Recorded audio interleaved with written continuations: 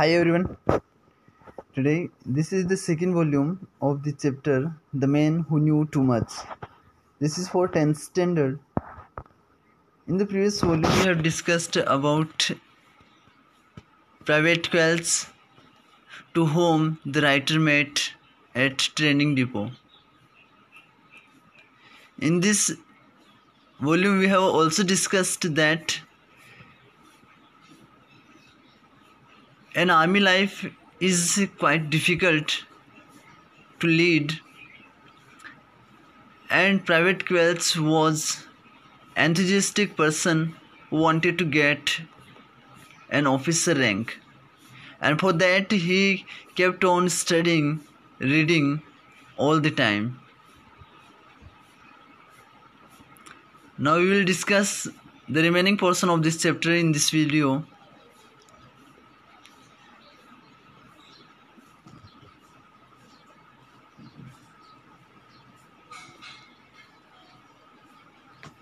In pursuit of his ambition, he worked hard.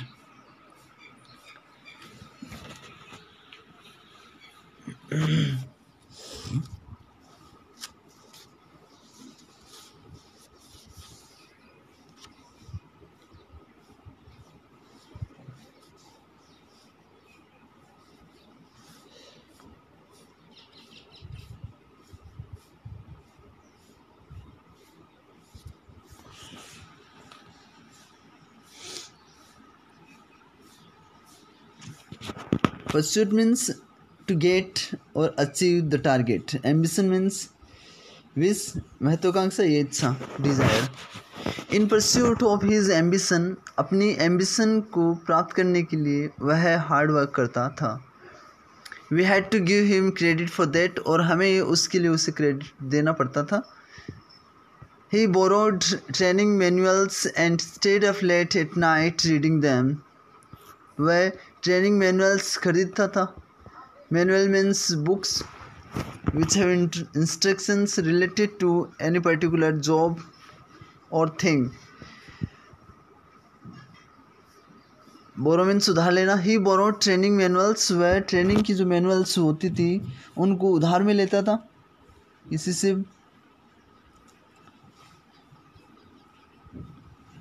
Manual का meaning दूसरा हो सकता है the books which have particular rules about something. ऐसी कोई बुक्स जिसमें किसी भी सब्जेक्ट के बारे में कुछ पर्टिकुलर रूल्स हो या किसी भी थिंग के बारे में पर्टिकुलर रूल्स हो. विवरणिका बोल सकते हैं. तो वह ट्रेनिंग की जो मैनुअल्स होती थी उनको उधार लेता था और उनको पढ़ते हुए रात को देर तक जगा रहता था. स्टेप एट नाइट, इसका मीनिंग होता है देर तक जगे रहना. He badgered the instructor with questions.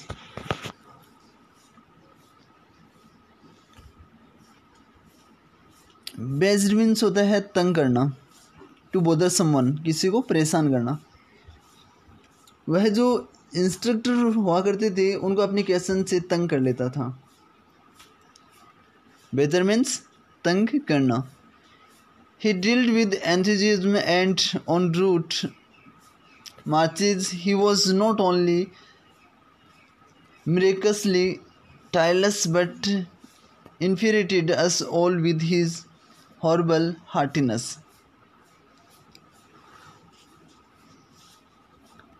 Drill means होता है टू डू एक्सरसाइज करना, अभ्यास करना. और मिरेक्यूअसली का मीनिंग होता है आश्चर्यजनक रूप से, surprisingly. Miraculously means surprisingly. Tireless means without any tiredness, बिना किसी थकावट के. एंड इन्फ्यूरिएटेड का मीनिंग होता है नाराज कर देना, टू मेक समवन एंग्री. वह अपने उत्साहपूर्ण प्रशिक्षण अभ्यास किया करता था और रूट मार्च किया करता था. और ये सब करते हुए वह न केवल आश्चर्यजनक रूप से थकान रहित रहता था बल्कि वह हमें अपने बहुत ज़्यादा उत्साह से नाराज़ भी कर देता था। मीन्स द सोल्जर्स और other soldiers were very envious to him when they used to see him doing all the things with the enthusiasm. What about a song, chaps? Chap means boys, or we can use it for friends also. एक song के बारे में क्या ख्याल है boys? Is not greeted politely at the end of 30 miles. ये 30 मील की दूरी के बाद में इसको पोलाइटली ग्रीट नहीं किया जा सकता था. Means it was impossible for them to accept this offer. His salute at the pay table was a model to behold. और उसका सल्यूट हुआ करता था पे टेबल पे, वह देखने लायक होता था. Behold means worth watching, देखने लायक. तो जब उसको पे किया जाता था, सैलरी उसको मिल जाती थी, तो पे टेबल पे उस जो सल्यूट किया करता था वह देखने लायक एक नमूना हुआ करता था. When officers were in sight, he would swing his skinny arms and march to the canteen like a guardman. जब कोई भी ऑफिसर्स उसके नज़र में आते तो वह अपनी स्किनी आर्म्स को, स्किनी मीन्स थिन, पतले, जो अपनी पतले आर्म्स थे उनको झुलाता था और वह एक गार्डमैन की तरह कैंटीन तक मार्च करते हुए जाता था. We can say he had quality of a perfect soldier. And day in and day out he lectured to us in his droning, remorseless voice on every aspect of human knowledge.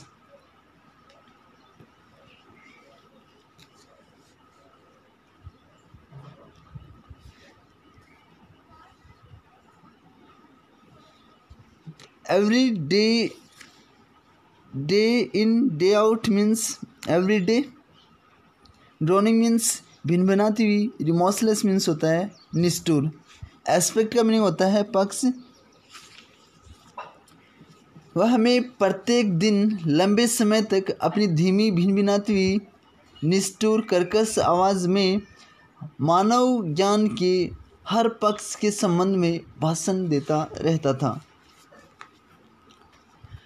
तो पूरे दिन, day in and day out means whole day, continuously, पूरे दिन लगातार, वह हमें अपनी भिनभिनाती हुई और उसकी जो रिमोर्सलेस मीन्स होता है अनप्लेजेंट, असुहावनी या निष्ठुर आवाज़ में मानव ज्ञान के प्रत्येक एस्पेक्ट पे लेक्चर दिया करता था.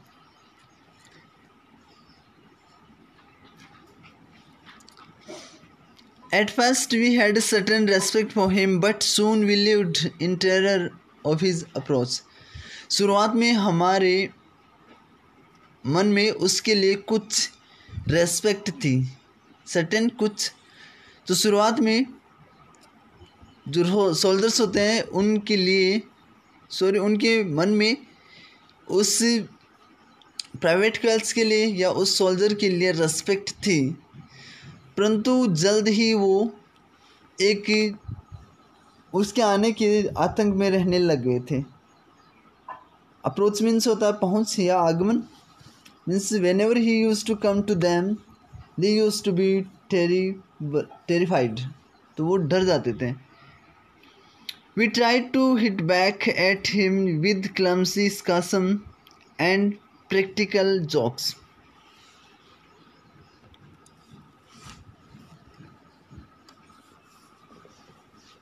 प्रैक्टिकल जोक्स मीन्स होता है शरारत, और सार्केज्म का मीनिंग होता है ताने या व्यंग्य.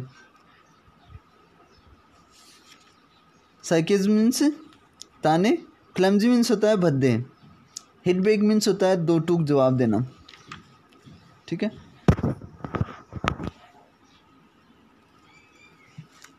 हम भद्दे तानों और शरारतों से उसे दो टूक जवाब देने का प्रयास करते थे. Try to hit back means होता है जवाब देना, या जवाब देने की कोशिश करना। और क्लमजी सार्केज्म का मीनिंग होता है भद्दे तानों से। और प्रैक्टिकल जोक का मीनिंग क्या होता है? शरारतें। द प्रोफेसर स्कैर्सली नोटिस्ड, मुश्किल से ही प्रोफेसर उन सबको नोटिस किया करता था। He was too busy working for his stipe, वह अपनी जो स्ट्रिप थी या स्टाइप थी उसको प्राप्त करने के लिए बहुत बिजी रहा करता था। तो स्टाइप का मीनिंग क्या होता है? वही पट्टी। तो यहाँ पे ये सिंबल है ऑफिसर रैंक का। तो अपने ऑफिसर रैंक को प्राप्त करने के लिए वो बहुत बिजी रहा करता था और इसलिए वह मुश्किल से ही उनके जो सार्केज्म थे या जो उनके प्रैक्टिकल जोक्स थे उनकी तरफ नोटिस किया करता था।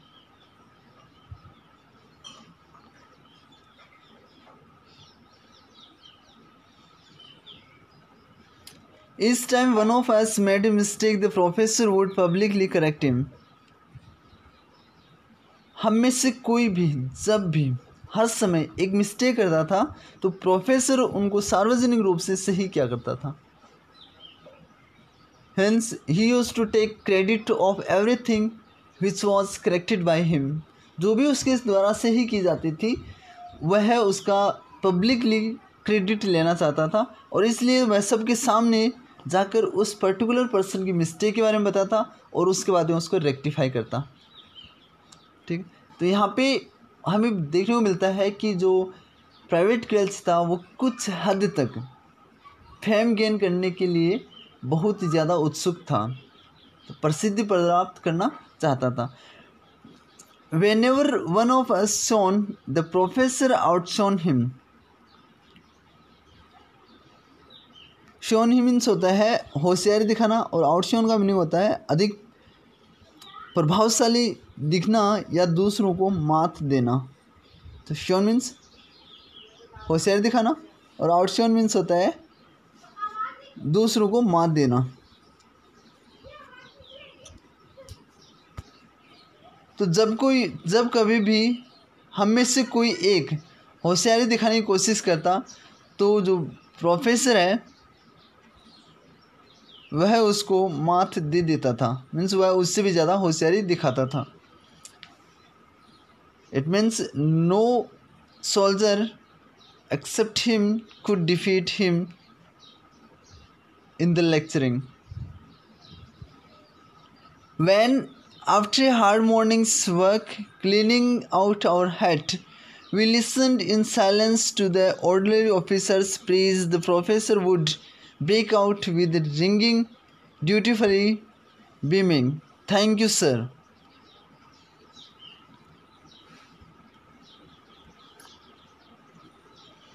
जब मॉर्निंग वर्क जो होता था, जो हार्ड मॉर्निंग वर्क होता था अपनी हट को साफ करने का, उसके बाद में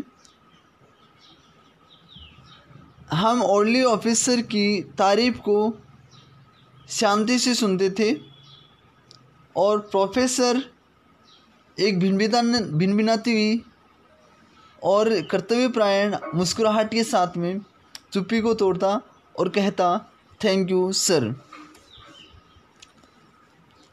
तो मतलब हो गया, जब सुबह परिश्रमपूर्ण अपने बैरक की सफाई करने के बाद हम चुपचाप अधिकारी जो होता था उसके द्वारा नियमित रूप से की जाने वाली प्रशंसा सुन रहे होते तो प्रोफेसर की कर्तव्य भावना से ओतप्रोत आवाज़ आती, "श्रीमान, धन्यवाद." And how superior, how condescending he was.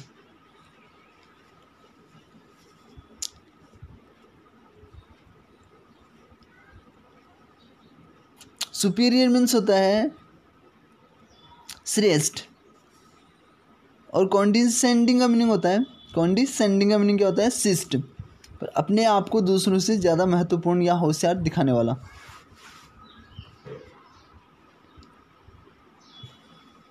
वह कितना श्रेष्ठ और किस तरह शिष्टतापूर्ण तरीके से अपने आप को दूसरों से ज़्यादा महत्वपूर्ण और होशियार दिखाने वाला व्यक्ति था। इट वॉज ऑलवेज, ये हमेशा होता था। Let me show you old fellow, or no, you will ruin your rifle that way, or man. मेरे पुराने मित्र, मुझे ये दिखाने दो। दिखाने क्या दो? मतलब वो क्या कहना चाहता था कि जब कोई भी मिस्टेक करता था राइफ़ल को लेकर या किसी दूसरे नॉलेज के एस्पेक्ट को लेकर, तो वह उसको प्रैक्टिकली समझाने की कोशिश करता था। तो अब प्रैक्टिकल करके उसको बताना चाहता था कि मुझे ये दिखाने दो। क्या दिखाने दोगे? यहाँ पे मीनिंग हो जाएगा जो राइफ़ल है उसको किस तरीके से यूज़ करते हैं अच्छे से, वो उसको शो करता था, डेमोन्स्ट्रेट करता था।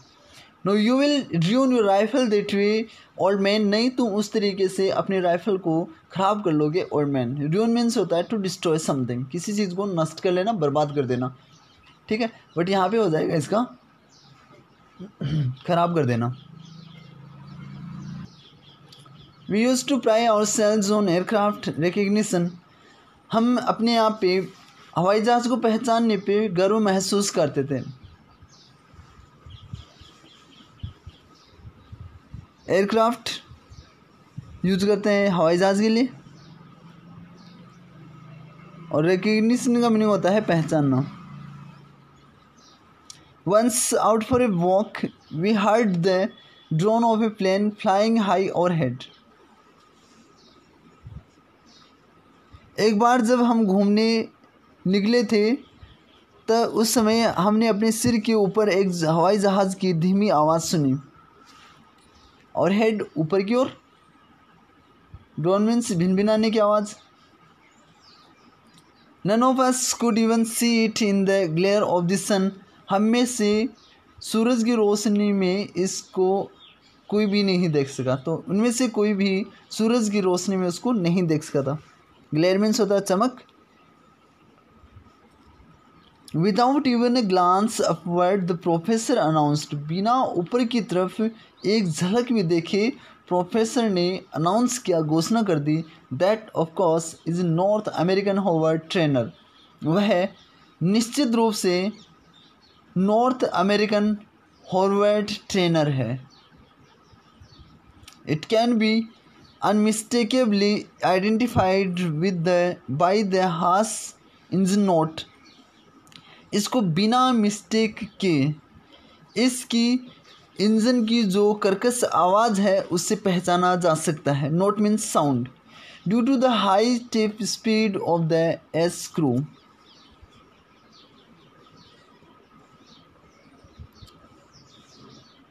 तो बेसिक वह एक नॉर्थ अमेरिकन होवर्ड ट्रेनर वायुयान है, और इसको इसके इंजन की कर्कश आवाज़ जो वायुयान के पंखे की तेज़ गति से उत्पन्न होती है से सही ढंग से पहचाना जा सकता है, बिना मिस्टेक के पहचाना जा सकता है। तो ये कहता था कि बिना मिस्टेक के इसकी जो हार्श साउंड है इंजन की उससे पहचाना जा सकता है। और ये जो हार्श साउंड थी वो कहाँ से क्रिएट होती थी? वह क्रिएट होती थी उसकी एस क्रू की जो स्पीड होती थी हाई टिप की वजह से, उसकी वजह से। तो एस क्रू का मीनिंग क्या हो जाएगा यहाँ पे? एस क्रू का मीनिंग हो जाएगा जो उसकी पंखा होता था, वायुयान का जो पंखा होता है जिसकी वजह से वो चलता है, ठीक है, ऊपर की तरफ लगा रखा होता है। हेलीकॉप्टर्स में जनरली ये देखने को मिलता है हमें। और टिप का मीनिंग होता है आगे का हिस्सा जो थोड़ा सा नुकीला हो। What could a gang of lots like us do with men like that? Louts means होता है असभ्य, अनसिविलाइज्ड। हम जैसे अनसिविलाइज्ड लोगों का दल क्या कर सकता था उस व्यक्ति के जैसे व्यक्ति के सामने? तो हमारे जैसे असभ्य लोगों की जो गैंग थी वह उसके जैसे व्यक्ति का क्या कर सकती थी? None of us will ever forget the drowsy summer afternoon which was such a turning point in the professor's life. हम में से कोई भी उस उनिंदा समर आफ्टरनून को कभी नहीं भूल सकेगा जो कि प्रोफेसर की लाइफ में एक ट्रेनिंग पॉइंट था। In this video we have discussed about the part of this chapter in which the professor used to keep on correcting people whenever he used to see them destroying something or doing something wrong. So we can say that Private Quelz means professor was really very talented person, and he was a learned person also. He used to read many books, and because of his learning he can argue at any point or any subject. The remaining portion will be discussed in the next volume.